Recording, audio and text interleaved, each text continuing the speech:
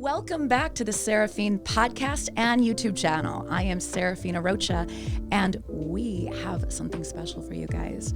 We have a returning guest, one of the coolest people I know in Kansas City, Landon Patterson. Hello. Hello. How are you? Good. So good. You had to bring me back twice. I know. No, I'm just kidding. When we first met, I absolutely had a moment with you to where I was like, I was just blown away by how authentic you are.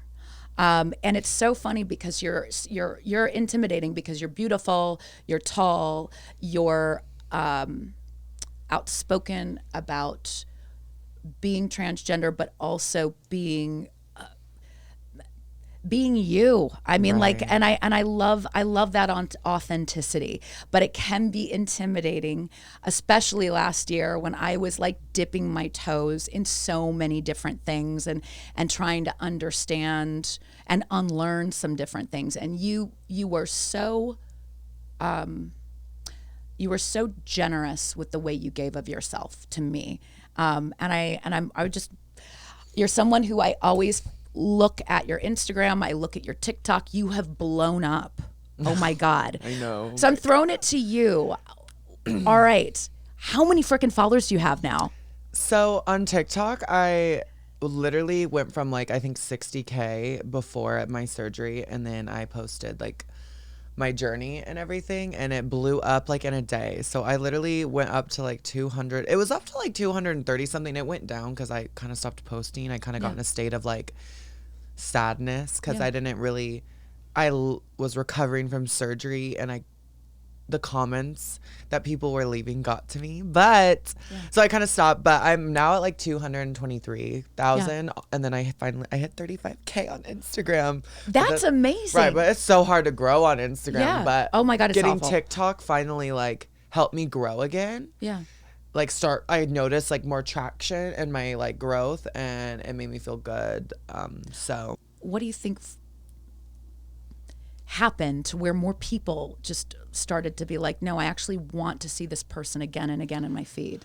honestly, I think it was like because it was a surgery post and it was like a countdown to surgery, and then I was like posting a lot of content. So I think what like everyone was like, oh my God, like I think a lot of trans people were like, oh my gosh, I want to follow her because I want this surgery in the future, etc. And then obviously I think when people clicked my profile, they saw my old videos. So hopefully they were like, oh my God, I like her.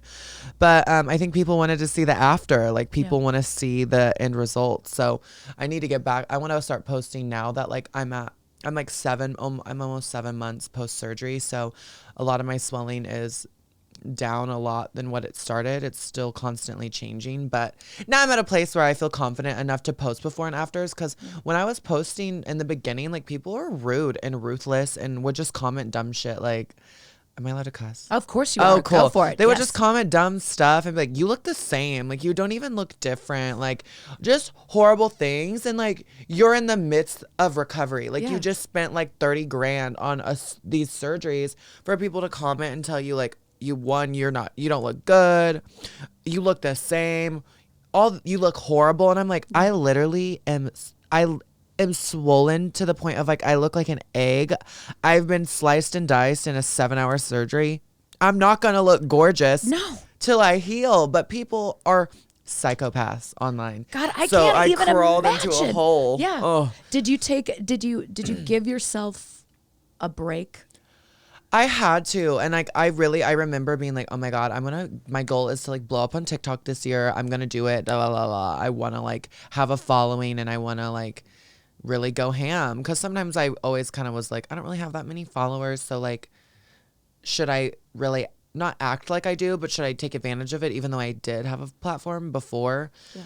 But once I like was getting it, and like the things that were being commented, and just, it gets to you. And it's a lot of work. It's a lot to like stay inspired or keep up with. But now here's a question. I've shared with you about my father because he was diagnosed with ALS, and I had some things from my childhood that I was dealing with a little bit in therapy, but I was hit with this big bomb, right? And I like dove in because I wanted to make a lot of changes about myself. And I guess where I'm going with this is because you did so many things physically altering to your appearance, you made changes not only emotionally, but also physically. Did you talk to a therapist? I didn't. And lately I feel like I need to, like I want to, because I feel like I have so many things on my plate. And I've never talked to a therapist, you know? So I just have so many things on my plate, like with my... I have talked to a therapist before I started transitioning, but it was solely to get on hormones, and it really wasn't to like talk about feelings or my life. It was like, I need you to give me the green light so I can go get my journey started. And and so basically once I got the green light, I just never went back. But I need to go because I feel like it is a lot to change. Like that surgery was like... It's traumatic. And it's hard. amazing. I mean, the thing that's so hard is that, you know, no matter what, I think that I know as I'm getting older, just changing my, I see my body physically changing. I've been looking into plastic surgery for my nose for a long time. I've been like, I want to do this, I want to do that. Your nose is so pretty.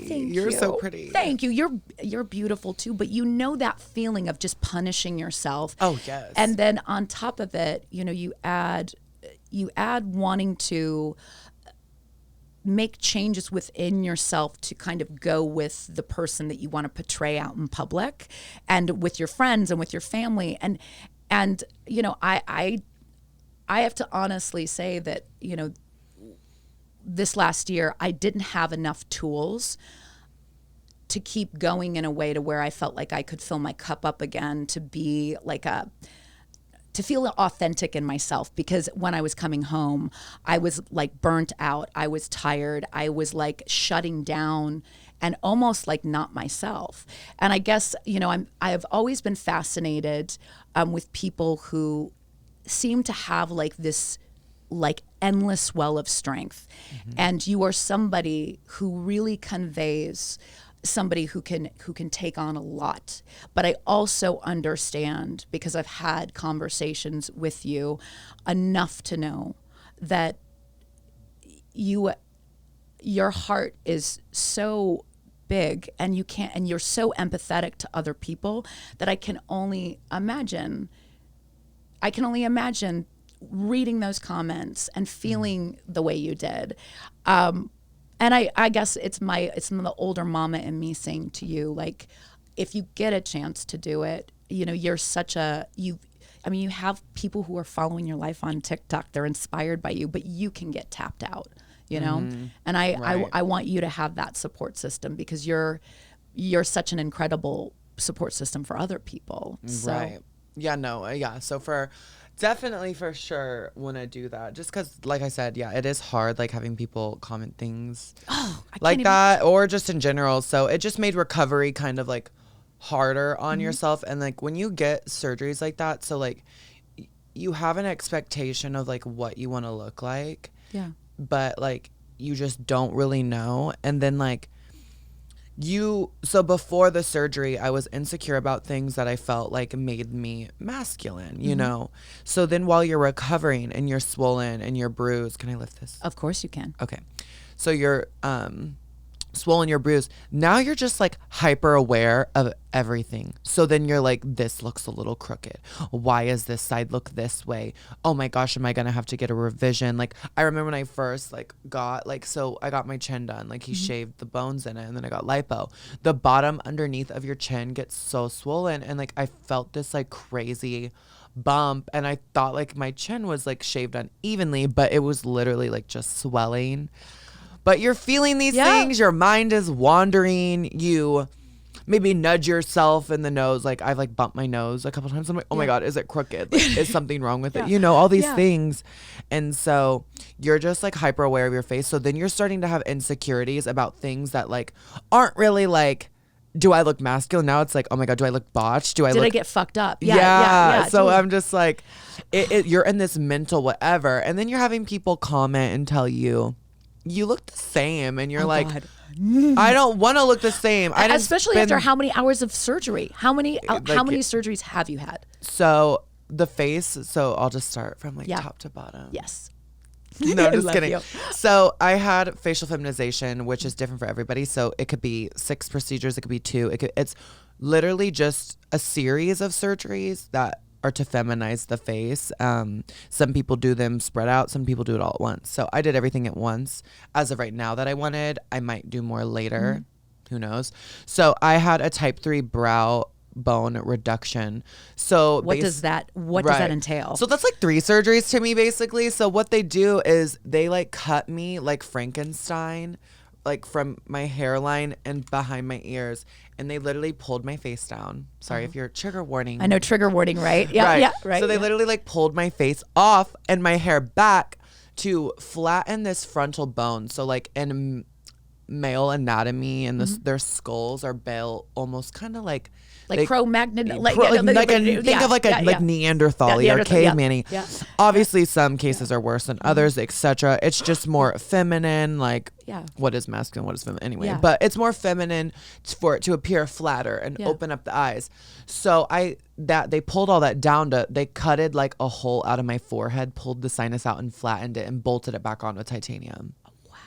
So yeah, they did that and then shaved my orbital rims to, like I said, open up the eye so it wasn't as like hooded. Yeah. Yeah, right. and like just angry and masculine. So they did that, and then obviously when they cut all that open and lifted off, so then they lowered my hairline to like round it and like make it more feminine, as opposed to like when men's hairlines recede, it's further back. Mine was never really bad, but I was just like, give me a tiny forehead. Yeah. Yeah. So anyway, they lowered it and did an eyebrow lift. So they like pulled the brows up. I got a rhinoplasty, a lip lift. So they pulled my lip closer to my nose, which kind of made them look bigger too. Yeah, no, they look fantastic. That's like more feminine. And then they took my buccal fat pads out, kind of like what Bella Hadid has to give you like that. Oh, whatever. I had you McDonald's do. last night, so I'm a little swollen. I had some no, salt. and actually when you said that, I was going to ask you, because I think Bella Hadid's like shake her cheekbones. I showed pictures of Bella to him. You did? And Iggy. I was like, I want to look like this. I love it. So then here's my other question is, for someone who's considering having this surgery, what are the things that you should come prepared with? Number one, like expectation wise, picture wise, and number two, like when you were doing research on like how to go about doing it cost wise, and then what surgeries you should have together. Right. Those are a couple. Yeah, I'm that's sorry. a good question. Okay. And then I had my chin done, and then I had lipo on my neck. So. Oh, you did? Okay. So they like cut you inside of your mouth. Yeah. And he had to do the chin, and then he did the lipo because I wanted to still have like a neck. Snatched. Yeah, whatever. Oh. So Yeah. but basically I decided all on those procedures based on like my own insecurities and then like suggestions from the doctor. So like at first I wasn't really thinking of like the buccal fat pad removal or the lip lift, but after talking to him and after looking at other results and looking into those procedures, when I got those recommendations, I was like, oh yeah, for sure, like I want the lip lift, I want the buccal fat pad, etc. So when you're like deciding on these things, like in any plastic surgery in general, like my biggest thing is like, this is about you, this is about what you want. Listen to your doctor's like, you know, opinions. He's an expert, but also know like you have to do what's going to make you happy. And 2, do your research, you know, like I'm in like 3 different like trans support groups for like facial feminization surgery, body surgeries, and then like just other things. So constantly posting results of other doctors, people constantly sharing their journey with doctors. So like I had a couple doctors in mind, but then cost does come into play, you know, like it is a really expensive surgery. So it's like, I wouldn't say like take the cheaper way out. No. But I also wouldn't say like you have to go to the most expensive In one. Beverly Doesn't Hills, mean he's the best. Yeah. So it's kind of hard. Like, and the biggest thing is being mentally prepared for this, because recovery is crazy. You do have like post-surgery depression. It's so real. And it was magnitude with the comments I was getting. Like when people were telling me like, oh, you look the same. Like I can't even tell. I started thinking like, oh my God, did I just waste that money? Like, am I going to have to go back again? Yeah. I also had another surgeon in mind. I had my first choice and ended up going with Dr. Raphael, who was my second choice because I ended up liking him. The cost was great and I was liking his results. But then I was like, did I fuck up? Like, should I have gone to my first guy? Like, what did I do? Like, you know, and you think those things and then that's fucking depressing. That's like not. No, it's awful to second guess yourself after you have, I mean, how many months, years, when you first made the decision that you were going to do this? Obviously, you had to raise the money and the funds for it, but once you decided to do it, what was the time period? And then like a year. Wow. So like a little over a year. I always knew I was gonna kind of want it, and then like I had seen other trans people posting their surgeries with FFS. So like I remember like Nikita Dragon posted hers and like Gigi Gorgeous and a lot of other girls. That's when I first started seeing about it. And I was like, okay, like I know I'm going to probably want this one day. But I also was in such a good place before where I kind of was really confident and was kind of like, nobody can tell me shit. I'm gorgeous, which I was like cute, I guess, before. Looking back now, to where I am now, I'm like, oh my God. Like I was walking around thinking I was like this most gorgeous creature. And you know, I was gorgeous before, like with my confidence and other things, like there was things that make me great, but I'm glad. I don't know. I just knew I was going to get it. I didn't know when. I was navigating through life. I like got my boobs done and I was like, honestly, that cured so much of my dysphoria. I feel great because I was like 19. So 20, 21, 22. And I was like, you know what? Like I was feeling great, but then there were things about my face and things like that were starting to bother me. And then I was like in a really shitty relationship and I started focusing on the surgery in like 2020, like into 2019, 2020. And then the lockdown obviously happened, but I knew I was going to get it. I flew out to New York for my first consultation. And then that summer I went to Texas, but that February of 2020, I had a benefit and then I had the next benefit. I forgot when I did that one, like the summer or fall of 2020 as well. And then February 2021, I got it. And I was just kind of like, I don't know. I was so motivated. I got out of like a toxic, shitty relationship.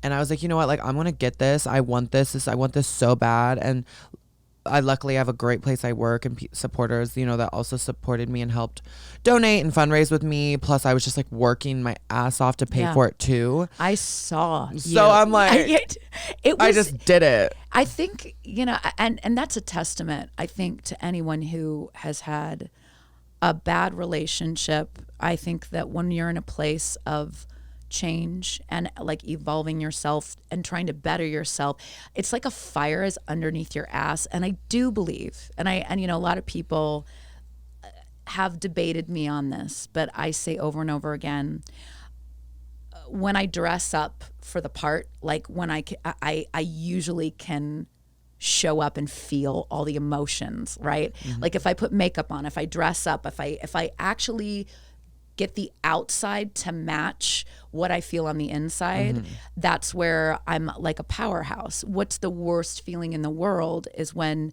you feel like, you know, my husband and I got into like an argument the other day because I got my boobs done and I waited forever to get them done because in my head, you know, it was people telling me, well, you should just own who you are.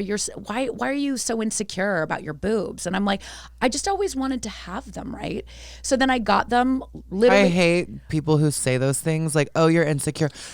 Or when people comment on my stuff, they're like, you're preaching, you need to know who you are and be yourself, but you've literally gotten all these surgeries and you don't even know who you are. And it's like, no, I think knowing what you want and realizing you can create whoever the hell you want to be, we can all be and grab whatever. And that's hot. Like that is the ultimate everything. Like if I want to fucking go suck the fat out of my stomach and stick it in my ass, like I should be able to do I it. can do that, and that's hot because I'm killing it. And again, I do understand like people who love you, who don't want you to get obsessed with like tearing yourself apart. But I said to my husband, I'm like, I just want to feel sexy. I want to feel.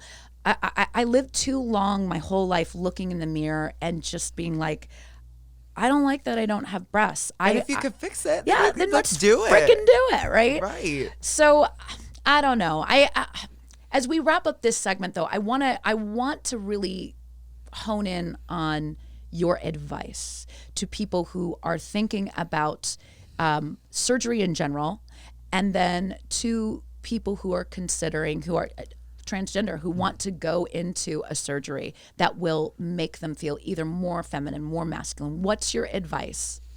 Like I said, do your research, get in those support groups and really study. And like I said, mental health is so important. Make sure you're ready, you're in a good space.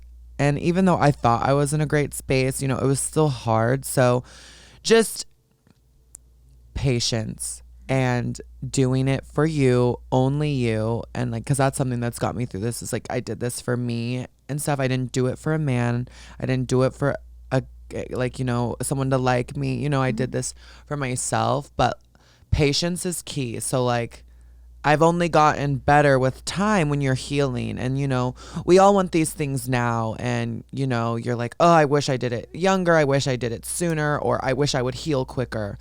Just take care of your body, go with the flow, and just give yourself those times to heal and talk about your feelings. And yeah, I just think, do what's best for you, and do the research, put in the time, save the money. Don't be afraid to ask for help, and, work at Starbucks or Apple, because they pay for trans surgeries. They're so inclusive. Because bitch, my ass almost went and made some iced coffees and was gonna be a barista, but they don't let you have nails, so I just couldn't. But like, places are getting better, and you can like get things to cover those things, because it is hard, and a lot of trans people are like, how am I ever going to be able to afford this? Because it is looked at as like cosmetic, but a lot of the times it's like it's for safety. It's to feel your best, because it's those trans men, trans women, trans people that don't look the most feminine or masculine that people want to assault, harass, and do horrible things to in public. And then but then insurance people want to be like, it's just cosmetic, but it's like, no, this would make my life way easier. Yes. Just like if you would give me some motherfucking insulin or whatever, you know what I mean? I need this. So well, this is the first part of what will be 3 parts with this incredible person. I feel so good about having these kind of conversations, because number one, I feel like these are questions that people want to hear, especially when they're curious, and they're not conversations that, frankly, like, I'm sure you don't want to always talk about your surgeries. So it's kind of nice to have like a place where you can go, hey, if you want to hear about what I want, go tune in. Yeah, tune in, because it gets kind of like exhausting to be the poster child for surgery. Right. I mean, it's just weird, like when they want to talk about it, like at the bar. Yes. Or like randomly out in public, or just random things. So it's good to like be able to. That's why I do things like this, because it's like when I do things like this, or I make a TikTok talking about something, I make those to answer the questions that like are flooded in my message requests. When people are like, where did you go for da. And I just want to be like, I've posted all about this, because I mean, it's exhausting to like get to every message and to tell feel the story, that guilt to like not be able to help everyone who's asking, and to tell the story over and over and over and relive it. I mean, I think the thing is like, it's even though it's empowering, it's also painful. I mean, it was not the easiest time for you. No, Taylor Swift got me through it, honestly. I love her. And I love you for pushing me to revisit Taylor Swift. You're the reason why I am now a Swiftie to the max. I love you. Well, this was part one of our conversation. Tune in for the second half, and I'm sure there's going to be a third half too.